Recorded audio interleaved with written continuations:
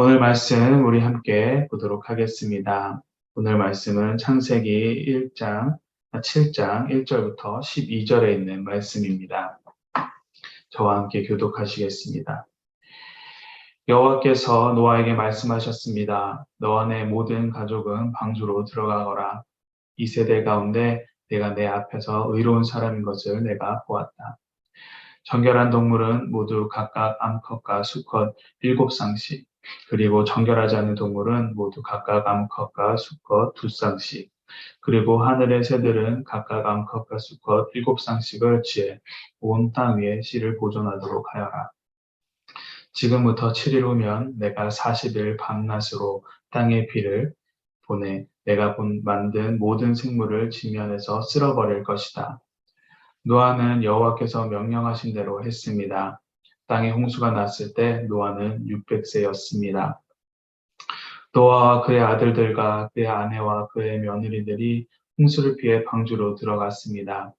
정결한 동물들과 정결하지 않는 동물들, 새들과 땅에서 기어다니는 모든 것들이 하나님께서 노아에게 명령하신 대로 암수 한 쌍씩 노아에게 와서 방주로 들어갔습니다. 7일이 지나자 땅에 홍수가 났습니다. 노아가 60세 되던 해 둘째 달 17일 그날에 거대한 기품의 샘물이 한꺼번에 터지고 하늘의 창들이 열려 12절 함께 읽겠습니다. 비가 40일 밤낮으로 땅에 쏟아졌습니다. 아멘.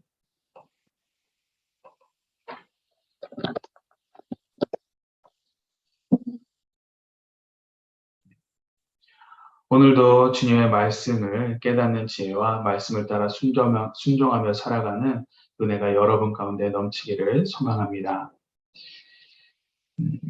노아에게 방주의 설계도를 알려주시고 제작하고 음식을 저장하라고 말씀하신 하나님께서 말씀을 하십니다. 그리고 오늘 본문에서 하나님께서는 노아와 그 가족에게 7일 후에 물로 심판하실 것을 말씀하시고 이제 방주로 들어가라 라고 이야기를 하시죠. 우리 1절 말씀 함께 읽도록 하겠습니다. 여호와께서 노아에게 말씀하셨습니다. 너와 내 모든 가족은 방주로 들어가거라. 이 세대 가운데 내가 내 앞에서 의로운 사람인 것을 내가 보았다. 아멘. 세상을 향한 심판의 때가 다다르자 자신과 언약을 맺은 노아를 하나님께서는 구원으로 초대를 하십니다. 그러면서 방주로 들어가거라 라고 하시죠. 이러한 하나님의 초대에 노아와 그의 가족들은 여호와께서 명령하신 대로 온전히 따릅니다. 하나님의 말씀에 순종함으로써 온 인류가 멸망하는 그 심판 가운데서 그들만이 유일하게 살아남게 됩니다. 하나님의 그 마지막 때의 심판을 앞둔 우리에게도 하나님께서는 노아의 때처럼 구원의 길로 초대를 하십니다. 구원의 유일한 길 대신은 예수 그리스도를 붙잡고 나아갈 수 있는 그 방법. 그래서 구원으로 들어가게 하죠. 비록 지금 당장은 어떠한 일이 일어날 것 같지도 않습니다. 심판과는 전혀 상관없는 모습을 세상은 하고 있습니다. 하지만 노아의 때도 홍수가 임하기 직전까지 사람들은 어떠한 세상으로 변할지 몰랐어요. 그래서 결혼하고 잔치를 벌였죠. 하나님의 그 수많은 경고 속에서도 그것을 무시하고 자신들의 세상을 즐기만한 그러한 세상이었습니다. 심판과는 전혀 상관이 없어 보이는 세상이었어요. 오늘날도 마찬가지입니다. 그렇기 때문에 세상과 사람들이 판단하는 것이 아니라 우리는 어떨까요? 하나님께 집중을 해야 됩니다. 하나님의 부르심에 귀를 기울이. 하나님의 부르시면은 주저해서는 안 됩니다. 세상의 눈치를 보거나 다른 사람들이 어떻게 하는가 계산해서는 안 됩니다. 부르심에 바로 응답하셔서 노아처럼 말씀에 순종함으로 구원의 방주 가운데 들어가셔야 됩니다. 하나님의 말씀은 진실되고 반드시 이루어지기 때문입니다. 우리 4절 말씀 함께 읽도록 하겠습니다. 지금부터 7일 후면 내가 40일 밤낮으로 밤에 땅에 비를 보내 내가 만든 모든 생물을 지면에서 쓸어버릴 것이다. 노아와 그의 가족들을 방주로 들어가라고 말씀하신 하나님께서는 동물들과 새들도 함께 방주로 보존하라고 하시고 7일 후에 이 땅을 쓸어버리겠다라고 말씀을 하십니다. 모든 심판의 준비가 마쳤음에도 하나님께서는 당시 사람들에게 이 7일이라는 기회를 또 주셨어요. 회개할 수 있는 충분한 시간을 또다시 주시는 것을 봅니다. 이런 시간과 기회를 하나님께서 허락하신 이유는 하나님은 심판으로 인한 멸망을 원하는 것이 아니라 그들이 회개하고 구원받기를 정말 원하셨기 때문입니다. 그래서 또 다시 기회를 주시는 거죠. 하나님께서는 아담 이후 노아 때까지 1000년 이상을 사람이 죄 가운데 사는 것을 지켜만 보셨습니다. 그러면서 그들이 회개하고 돌아오기를 기대하시면서 하나님께서는 인내를 하셨어요. 노아의 때가 되어서 심판을 경고하신 이후에도 120년이라는 긴 시간을 또 그들에게 주십니다. 그리고 모든 준비가 마친 후에도 7일이라는 또 시간, 회개의 시간을 또 주셨어요. 그럼에도 어떻습니까? 사람들은 회개하고 돌아오지 않죠. 자신들의 쾌락에 빠져서 살아가다가 결국 심판을 받게 됩니다. 이 세상도 저희가 살고 있는 지금 이 시대도 노아의 때처럼 하나님은 이 땅을 보고 계시면서 인내하고 계십니다. 회개하고 돌아오기만을 바라고 계세요. 하지만 사람들은 이런 하나님을 알지 못하죠. 그래서 하나님의 존재를 부인하는 사람들도 있고 심판이 없다고 하나님의 능력을 인정하지 않고 조롱합니다. 하지만 우리는 어떤가요? 하나님의 살아계심을 알고 계세요. 알고 있습니다. 심판의 때가 곧 올 거라는 것도 알고 있습니다. 하나님께서 인내하고 계시고 회개하고 돌아오기만을 바라고 계심을 알고 있습니다. 그렇기 때문에 우리가 먼저 제 앞에 죄를 벗어나 주님 앞에 나아가서 회개하고 돌아와야 합니다. 그리고 아직까지 하나님을 알지 못하는 가운데 죄 가운데 빠져있는 그 불쌍한 영혼들 그들에게 하나님의 크신 사랑을 전해야 합니다. 그들에게 회개함으로 마지막 때에 주님께서 열어주신 그 구원의 문에 함께 가자고 참된 진리를 전한 이 땅 가운데 살아가는 우리 모두가 되었으면 좋겠습니다. 우리 5절 말씀 함께 읽도록 하겠습니다. 노아는 여호와께서 명령하신 대로 했습니다. 아멘. 4절까지 하나님께서 노아에게 말씀하신 것은 아직 심판의 때가 되지 않은 상황이었습니다. 앞으로 이렇게 될 것이다. 이렇게 하겠다. 아직 발생하지 않은 상황 가운데 노아는 여호와께서 명령하신 대로 행하였습니다. 말씀에 대해서 순종을 합니다. 하나님의 말씀에 대한 어떤 징조도 나타나지 않았지만 하나님이 명령하셨기에 온 가족과 생물들과 함께 방주로 들어갑니다. 그만큼 노아에게는 하나님 말씀에 대한 신뢰가 있었습니다. 노아는 세상 사람들의 그 멸시와 핍박과 조롱에도 불구하고 120년간의 그 힘든 고통의 시간을 견뎌내면서 하나님께서 그에게 행하신 그대로 행한 자였습니다. 하나님 말씀대로 방주를 지었어요. 보이지 않는 일이라고 해도 하나님이 말씀하시면 절대적으로 믿고 따르고 순종하는 자. 그리고 노아의 이런 순종은 세상 심판 가운데 그의 가족들을 구원하게 하였습니다. 우리는 노아가 하나님으로부터 세상에 대한 홍수의 심판을 경고받은 것 같이 하나님으로부터 세상에 대한 최후 심판의 경고를 하고 계심을 우리는 알고 있습니다.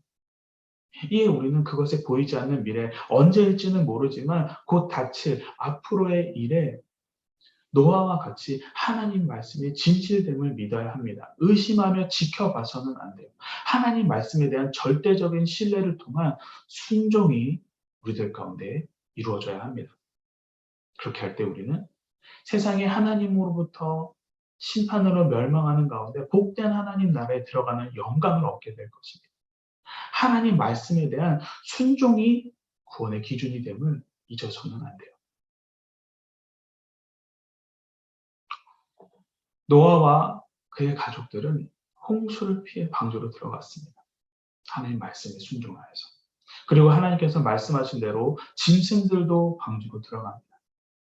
이 과정 가운데 우리는 하나님께서 절대 주권자임을 우리는 명확하게 알 수가 있습니다. 우리 8절과 9절 말씀 함께 읽도록 하겠습니다.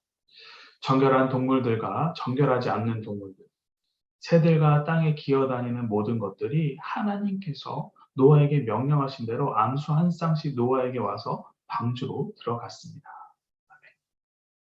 제가 어렸을 때 이 노아의 그 방주를 짓고 동물들이 들어가는 이 상황을 읽으면서 노아의 방주에 동물들을 실었다고 해서 동물들이 어떻게 실어졌을까? 그래서 노아의 가족들이 그것을 다 쫓아다니면서 잡았을까라고 하면서 아 정말 힘들었겠구나라고 생각을 했던 적이 있습니다. 그러면서 또 고민했던 것이 하나는 동물들이 한 그 방주 안에 들어갔는데 어떤 동물은 초식 동물이고 어떤 동물은 육식 동물이고 또 맹수도 있는데 이 동물들이 그 방주에서 다 살아남을 수 있었는가? 나중에 되면은 사자 호랑이만 남는 거 아닌가? 네, 이런 생각을 했었습니다. 그런데 오늘 말씀을 보면은 어렸을 때 저의 그 생각이 참 쓸데없는 생각이라는 것을 다시 확인을 할 수가 있습니다. 새들과 땅에 기는 모든 동물이 어떻게 됐다라고 합니까? 하나님께서 명령하신 대로 노아에게 와서 방주로 들어갔다라고 이야기합니다. 노아와 그의 가족들이 동물들을 잡으러 다닌 것이 아닙니다. 스스로 노아에게 왔어요. 동물들, 짐승들 스스로. 그리고 그들이 스스로 방주로 들어간 것입니다. 아마 노아와 그의 가족들이 붙잡으러 다녔다라고 하면은 짐승의 10분의 1도 채우지 못했을 것입니다. 절대 불가능한 일이죠. 하지만 새와 짐승들이 스스로 노아에게로 나와서 방주로 들어갔습니다. 이것은 인간의 힘으로는 도저히 불가능한 일이죠. 주인 되시는 하나님, 주권자 되시는 하나님께서 뜻하셨고 다스렸기 때문에 그것을 주관하셨기 때문에 동물들이 노아 앞으로 나와 방주로 들어간 것이 가능했습니다. 또한 방주 안에서도 맹수와 약한 짐승들이 공존할 수가 있었던 것이죠. 그러면서 정확히 7일 후에 40일 동안 비도 내린 것입니다. 우주 만물의 움직임과 자연 현상까지 다 하나님 주권 아래 있음을 하나님께서 통치하고 계심을 우리는 이 말씀을 통해서 다시 한번 확인을 할 수가 있습니다. 그렇기 때문에 우리는 이 땅의 창조주 되시면서 주권자 되시는 하나님께 나의 모든 것을 온전히 내려놓기만 하면 돼요. 그러면서 하나님 말씀에 순종하시기만 하면 됩니다. 우리 11절 말씀 함께 읽도록 하겠습니다. 노아가 600세 되던 해 둘째 달 17일 그날에 거대한 기품의 샘들이 한꺼번에 터지고 하늘의 창들이 열려. 하나님을 알지 못하는 사람들은 성경 말씀을 비난하는 사람들은 성경이 오래된 신화나 동화들을 잘 끼워 맞춘 것이다 라고 이야기를 하는 사람들이 많이 있습니다. 노아의 방주 사건도 그 중에 하나다라고 이야기하죠. 하지만 11절 말씀을 보면은 홍수 심판이 임했을 때를 정확하게 기록하고 있습니다. 노아가 600세 되던 둘째 달 17일 노아 때 일어난 그 홍수 심판 사건을 정확하게 기록해 놓은 것은 이것이 신화와 같이 인간이 꾸며낸 이야기가 아니라는 거예요. 실제로 일어난 역사적인 사건임을 증거해 줍니다. 하지만 사람들에게 이렇게 이야기하면은 사람들은 명확한 증거가 없다고 말하면서 과학적인 증거를 제시해 보라고 이야기하죠. 그래서 많은 학자들이 남극과 북극의 그 추운 지방에 아열대 지방에서만 자라는 나무의 화석이 발견되었다. 시베리아 산꼭대기에 맘모스 화석이 발견되었다는 홍수 심판으로 일어난 증거들을 제시를 하였어요. 그러자 그것을 제시해서 그것을 본 사람들이 뭐라고 이야기하냐면 이것은 우연히 겹쳐서 일어난 일이다라고 사람들은 억지스럽게 마무리를 합니다. 생각해 보시기 바랍니다. 우연히 연속으로 일어난 것이 사실일까요? 아니면 기록된 것과 함께 그것을 뒷받침해 줄 증거를 제시한 것이 사실일까요? 사랑하는 성도 여러분, 성경은 성경의 그 모든 말씀은 하나님의 감동으로 기록된 것입니다. 그리고 한치의 오류나 거짓 없이 기록되어져 있는 역사서입니다. 그러므로 우리는 성경을 대할 때 그것을 진실된 하나님의 말씀으로 생각하면서 믿어야 합니다. 이것이 너무나도 당연한 일이에요. 우리 마지막으로 12절 말씀을 함께 읽도록 하겠습니다. 비가 40일 밤낮으로 땅에 쏟아졌습니다. 아멘. 수요일 날 새벽 기도 때 함께 기도했듯이 대한민국이 폭우로 침수된 지역이 생겨나고 이재민들이 발생했습니다. 2, 3일 동안의 그 폭우로 인해서 참 안타까운 일이 일어났죠. 이로 인해 많은 분들이 함께 기도해 주시고 도와주셔서 지금은 잘 마무리가 되어가고 있다는 소식을 들었습니다. 3일간의 폭우로 이렇게 큰 피해가 일어났는데 40일 동안 폭우가 밤낮으로 쏟아진 노아의 때는 어땠을까요? 하나님께서 노아의 때에 홍수로 심판하시는 것을 보면은 어떻습니까? 깊은 샘이 밑에서부터 샘이 터지고 하늘의 창이 열렸습니다. 뜯어졌어요. 그리고 40일간 밤낮으로 비가 쏟아졌다라고 기록을 하고 있습니다. 하나님께서는 40일간 비를 내리시고 하늘의 창을 여시고 땅에 샘을 터뜨려서 온 세상이 물에 잠길 만큼 비를 지상에 내릴 만큼 지상에 물을 쏟아 부으셨습니다. 모든 것을 멸절시키고자 하셨어요. 자연 현상까지 도구로 사용하면서 심판을 하십니다. 하나님께서 이 땅에 그렇게 물을 쏟아 부으신 이유는 무엇일까요? 그만큼 죄에 대한 하나님의 진노가 어마어마하다는 것입니다. 아주 멸절시켜버리고 끝을 내버리겠다. 하나님께서는 죄를 절대 용납하지 않으시는 공의로우신 분입니다. 독생자 되시는 예수님을 이 땅에 보내시고 죄를 대속하는 속죄물로 내어주시기까지 하면서 죄에 대해서 철저히 갚으시는 분이세요. 그렇게 우리는 우리 안에, 우리의 삶에, 생활 가운데 죄의 모습이 나타나지 않도록 죄악된 삶의 모습과 습관과 행동들을 철저히 우리는 제거해야 됩니다. 뿌리를 아예 뽑아버려야 돼요. 하나님께서 홍수로 세상을 심판하실 때처럼 온 세상이 물에 잠겨 멸절된 것처럼 우리들의 죄악된 모습을 완전히 제거해 버리시기 바랍니다. 매 순간순간을 경건한 삶으로 사시는 저와 여러분 되시기를 주님의 이름으로 간절히 소망합니다. 지금 이 시간 우리 함께 말씀 가지고 함께 기도하도록 하겠습니다. 우리 말씀 가지고 우리 함께 기도할 때에 하나님 아버지, 세상이 아닌 하나님께만 온전히 집중하기를 원합니다. 하나님의 부르심에 온전히 순종하는 믿음을 허락하여 주시옵소서. 그래서 온전히 순종케 하여 주시옵소서. 주님만이 이 땅의 주관자 되심을 고백하며 주님께 온전히 모든 것을 내려놓습니다. 죄인된